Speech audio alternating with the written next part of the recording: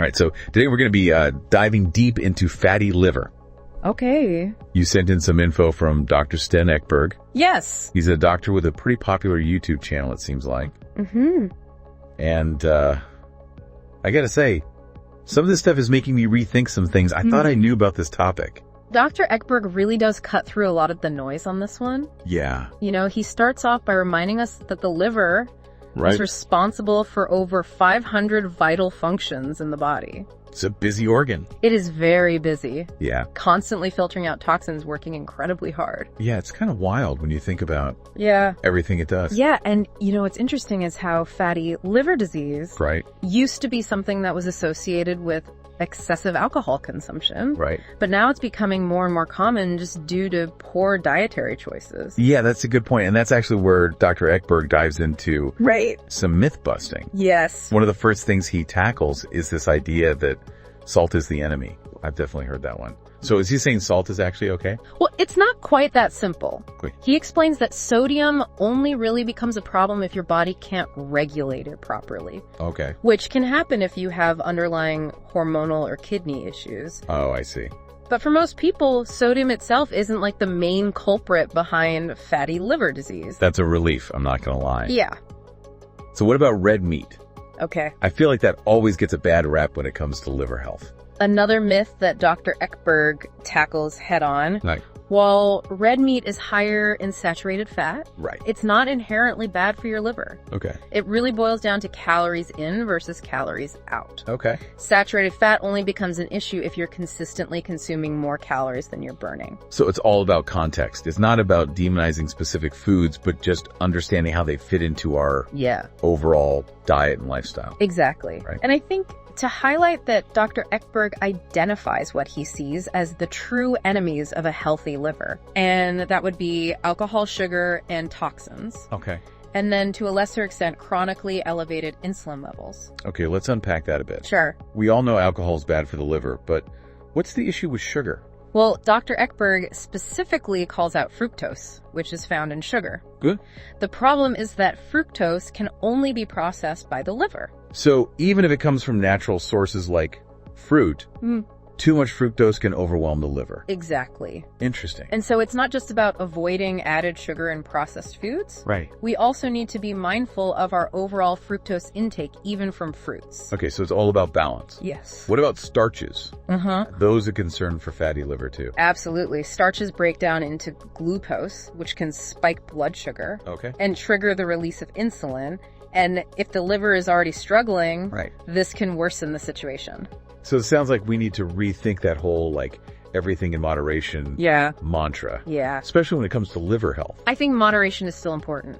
Yeah. But it's more about understanding how different foods impact our bodies. Right. And making informed choices. Right. Based on that knowledge. So are there any other foods that might surprise us when it comes to potentially contributing to fatty liver?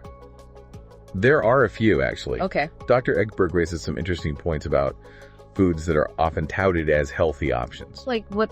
Give me an example. Well, he talks about whole grains. Really? Yeah. I always thought those were good for you. I mean, they are generally considered a health food, Right. but Dr. Ekberg suggests they're not always the best choice, especially for someone with a fatty liver. Why is that? Well, even though they're better than refined grains and sugar, Right.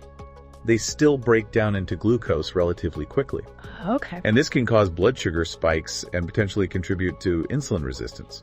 Okay, so even with healthy foods, it's about understanding the nuances of Yeah. how they impact our bodies. Yeah.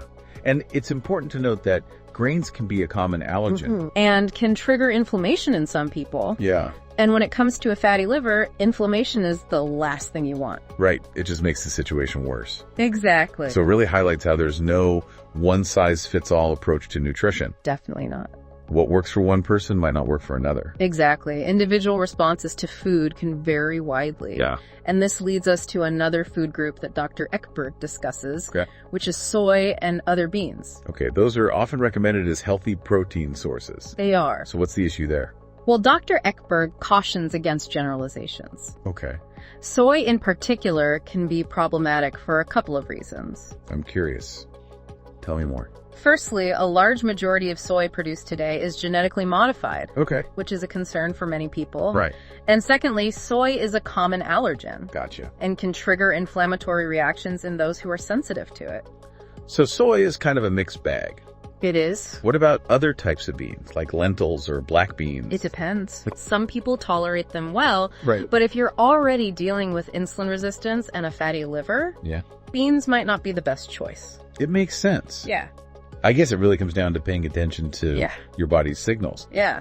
If you notice any digestive discomfort or other symptoms after eating certain foods, it's worth Absolutely. exploring whether those foods might be contributing to the problem. Listening to your body is key. Yeah. It's like having a built-in feedback system. The one thing that really caught my eye was Dr. Ekberg's take on the whole superfood concept. Yeah. He seems to be a big critical of it. He is, and I think his perspective is incredibly valuable. Okay. You know, he argues against relying on any single food as a magic bullet solution for Yeah. fatty liver, or really any health issue for that matter. Right. It's about addressing the root cause of the problem, not just masking symptoms with a Yeah, trendy ingredient. exactly. It's about creating a healthy environment for your liver to thrive, not just throwing a superfood Band-Aid on the situation.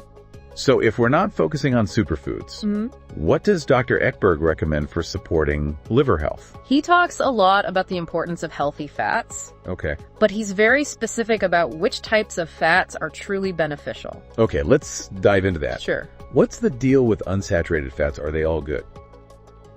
Not necessarily. Okay. It's important to differentiate between monounsaturated and polyunsaturated fats. Okay. Break that down for me. What's the difference? Okay, so think of it this way. Imagine a chain. Okay. A monounsaturated fat is like a chain with single links, Okay. whereas a polyunsaturated fat has double links. Okay. And these links represent chemical bonds. Okay, I can picture that. So how does this relate to our health? So monounsaturated fats like those found in olive oil and avocados Right. are generally considered very healthy and Yeah. can be consumed in moderate amounts. What about polyunsaturated fats? I know we hear about those in relation to omega-3s, right? Exactly. So are all polyunsaturated fats bad? Not at all. Omega-3 fatty acids are a type of polyunsaturated fat, Okay. and they're incredibly important for our health. They have potent anti-inflammatory properties and play a crucial role in various bodily functions. So how do we make sure we're getting enough of the beneficial omega-3s without overloading on potentially damaged Right. polyunsaturated fats? Well, Dr. Ekberg recommends prioritizing high-quality sources of omega-3s. Like what? Think fatty fish, like salmon, mackerel, and sardines, Okay. as well as grass-fed meat and pasture-raised eggs. Mm-hmm. These are all excellent sources of the types of omega-3s our bodies need. And what about plant-based sources of omega-3s like flaxseed oil? Yeah. Is that a good alternative for those who don't eat fish or eggs? So flaxseed oil does contain omega-3s, Okay. specifically a type called ALA. Okay. But here's the thing. ALA is a precursor to EPA and DHA, Okay. which are the active forms of omega-3s our bodies actually use. So it's like a stepping stone, but our bodies have to convert it first. Exactly. And the conversion of ALA to EPA and DHA can be inefficient, Oh, I see. especially if you're not in optimal health. So someone with a fatty liver might not be able to convert that ALA Exactly. to EPA and DHA effectively. That's right. That's a really important distinction. It is. It's not just about eating foods that contain omega-3s, Right. but about making sure our bodies can actually use them. Yes. It's all about getting the most bang for your buck when it comes to nutrition. Okay, so we've talked about healthy fats, specifically omega-3s. Mm-hmm. What else does Dr. Ekberg highlight as important for liver health? He's a big proponent of cruciferous vegetables. Those are like broccoli, Brussels sprouts, kale, cauliflower. Yes. Right, what makes them so special for the liver? They're packed with phytochemicals that support the liver's detoxification processes. So they basically help the liver do its job of filtering out toxins more efficiently. Exactly. They're like little helpers for your liver, supporting its natural cleansing functions. I love that there are everyday foods that can have such a positive impact on our health. It's truly remarkable how powerful food can be. Now, I'm curious about this. Dr. Ekberg includes meat as one of his top recommendations for liver health. That seems to go against conventional wisdom. It does, doesn't it? A little bit. It challenges the common misconception that meat, especially red meat, is inherently bad for you. So what makes meat so beneficial for the liver, according to Dr. Ekberg? Well, he highlights several reasons. Okay. First, meat is a complete protein source, Mm-hmm. meaning it contains all the essential amino acids our bodies need. Okay. It's also incredibly nutrient dense, Right. providing us with essential vitamins and minerals, including B vitamins, iron, and zinc. And what about the saturated fat content? Isn't that a concern for liver health? Well, Dr. Ekberg argues that saturated fat is not the villain it's often made out to be. Okay. In fact, he suggests it can be a valuable source of energy, Mm-hmm. especially when you're focusing on reducing your carbohydrate intake. That's interesting. So it's not just about the type of fat, but also about the Right. overall context of your diet. Exactly. It's about understanding how different nutrients interact within the body Right. and finding a balance that works for you. What else does Dr. Ekberg say about meat's benefits for the liver? Well, he points out that meat is a rich source of methionine, Oh. which is an essential amino acid. And methionine is important because... It plays a critical role in the production of glutathione.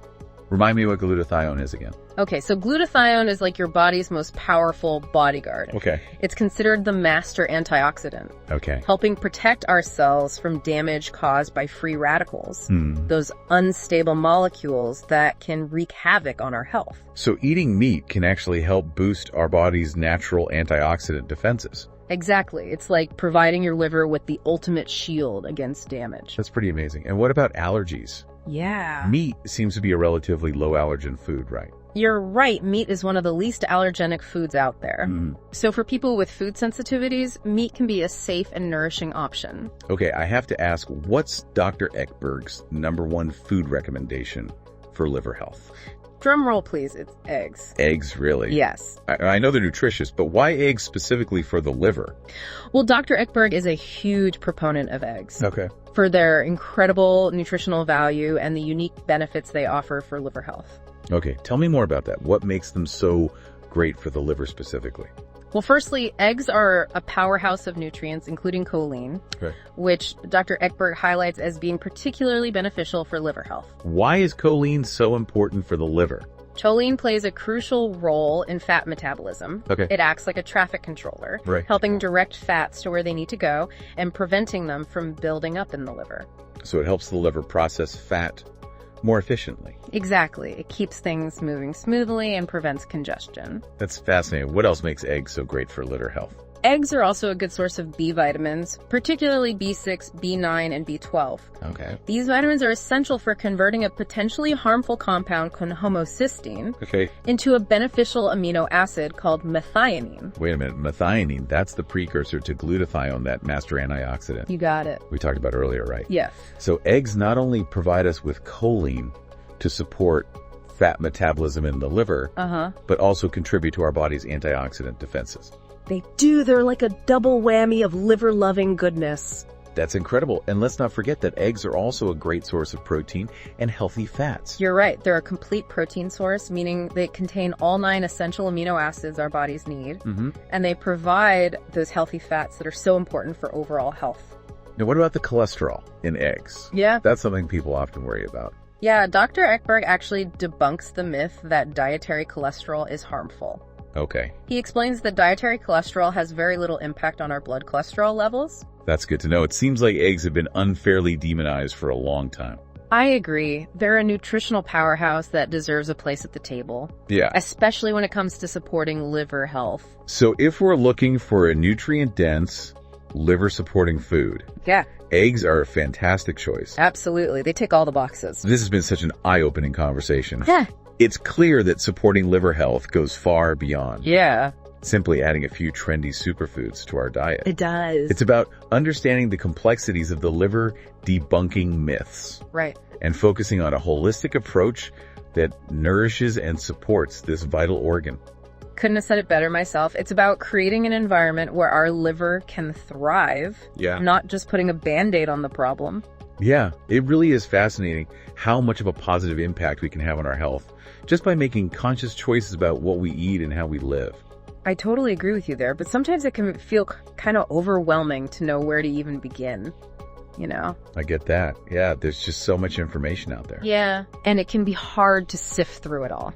So for our listener who's feeling ready to take action, What would you say is like a good starting point based on Dr. Ekberg's recommendations? Well, Dr. Ekberg really emphasizes that individual variability is key.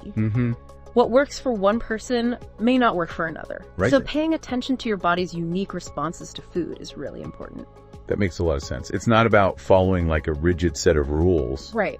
But rather about understanding your own body and making informed choices. Exactly. And that kind of ties into Dr. Ekberg's skepticism of that whole superfood mentality. Right. There's no magic bullet, no single food that will miraculously heal your liver. Right. It's not about masking symptoms. It's about addressing the root causes of liver dysfunction. It's a holistic approach that encompasses diet, lifestyle, and addressing any underlying health conditions.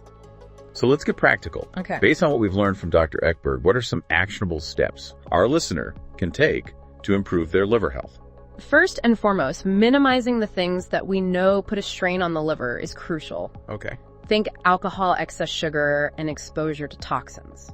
Okay, so those are the big ones. Those are the big ones. Okay, that makes sense. Those are known to contribute to liver damage. Right. Reducing or eliminating alcohol is a big step, especially for anyone dealing with fatty liver disease. And what about sugar? We talked earlier about how fructose can be particularly problematic for the liver.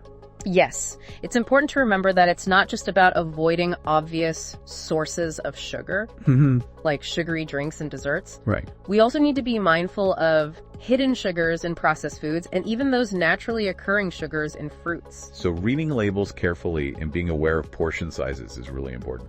Absolutely. And when it comes to fruit, choosing lower fructose options like berries is a smart strategy. What about toxins? Okay. What are some common sources of toxins that can overload the liver? Well, we've got environmental toxins like air pollution, pesticides, heavy metals.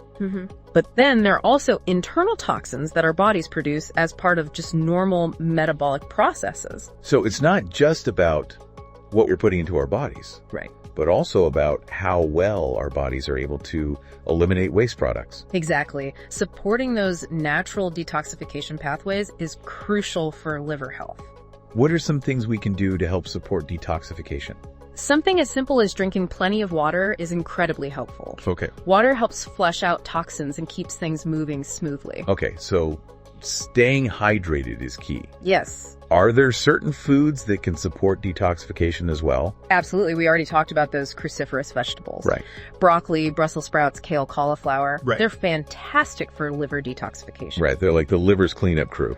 Exactly. And there are others that can help too. Garlic, onions, beets, all great additions to your diet. Those are all delicious and easy to incorporate into meals. And don't underestimate the power of fiber. Fiber helps bind to toxins in the gut and carry them out of the body. So making sure we're eating plenty of fruits, vegetables, and whole grains can help with that process. Exactly. It's all about keeping things moving and preventing those toxins from building up. Okay, so we've covered minimizing stressors on the liver and supporting detoxification. Yes. What else can we do to promote liver health? Dr. Ekberg also emphasizes the importance of optimizing insulin sensitivity. Now, remind me why insulin sensitivity is so crucial for the liver. Okay, so insulin is a hormone that regulates blood sugar levels. When we eat carbohydrates, our blood sugar rises. Right. And our pancreas releases insulin to help our cells absorb that glucose for energy. Right, but how does this all relate to the liver? Okay, so when we're constantly overloading on carbs, our insulin levels are chronically elevated. Okay. And our cells can actually become resistant to insulin's effects. So the cells don't respond to insulin as well. Right. And then glucose builds up in the blood. Exactly. And that can lead to a whole cascade of problems, including, you guessed it, fatty liver disease. I'm seeing the connection now. How does insulin resistance actually contribute to fat buildup in the liver? So when the liver is constantly exposed to high levels of insulin and glucose, it starts storing that excess glucose as fat. So insulin resistance can actually lead to the very problem we're trying to address. Right. The buildup of fat in the liver. Exactly. It becomes this vicious cycle. So how do we go about improving our insulin sensitivity? One of the most effective strategies is reducing our intake of refined carbohydrates and sugars. So cutting back on things like sugary drinks, processed foods, white bread, that kind of thing. Exactly. Shifting our focus to whole, unprocessed foods. Okay. Like fruits, vegetables, and whole grains is a great place to start. And what about protein and fat? Yes. Do they play a role in insulin sensitivity as well? Absolutely. Protein and fat don't cause those blood sugar spikes like carbohydrates do, so they can actually help stabilize insulin levels. So including protein and healthy fats at every meal can be beneficial. Exactly. And don't be afraid of those healthy fats. Right. You know, we've been conditioned to fear fat, but certain fats are incredibly beneficial for our health. Right, like the ones we find in avocados, olive oil, nuts, and seeds. Exactly. Those are all great sources of healthy fats. And when it comes to protein, focus on high-quality sources like grass-fed meat, pasture-raised eggs, and wild-caught fish. So it's not just about the macronutrients themselves. Right. Carbs, protein, and fat. But also about the quality of the foods we choose. That's a great point. Choosing nutrient-dense whole foods over processed options is essential for supporting overall health, including liver health. It seems like there's a lot we can do to promote liver health through diet and lifestyle changes. Absolutely. And the great thing is it's never too late to start making positive changes. I love that it's empowering to know that we have the power to improve our health through the choices we make every day. It is. And remember, even small changes can make a big difference over time. We've covered so much ground today. It feels like a lot to take in. It is. As we start to wrap things up, what are some key takeaways you'd like our listener to remember? Okay, firstly, I want to emphasize that the liver is an incredibly resilient organ. Yeah. And it's capable of amazing regeneration if we give it the right support.